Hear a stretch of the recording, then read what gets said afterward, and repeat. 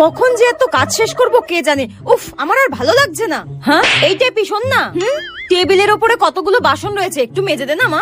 মা, আমি এক্ষুনি নখে নেল পালিশ পরেছি, আমি এখন বাসন টাসন মাজতে পারবো না, আমার নখ খারাপ হয়ে যাবে।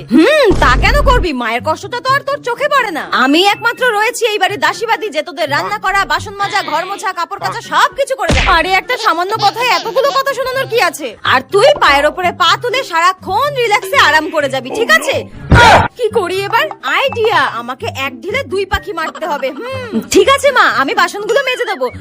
আমাকে কিন্তু তাহলে তোমাকে 200 টাকা দিতে হবে। হ্যাঁ হ্যাঁ, সামান্য কটা বাসন মাজতে বলেছি বলে তোকে 200 টাকা দিতে হবে? এই মেয়েটা দিন দিন একটু বেশিই চালাক হয়ে যাচ্ছে। আমিও তোমার মা।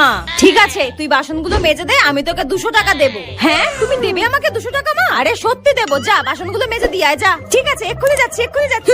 তুই তোর মাকে এখনো চিনে উঠতে পারিসনি, টাকা দিয়ে কি করে নিয়ে নিতে হয় সেটা আমিও জানি।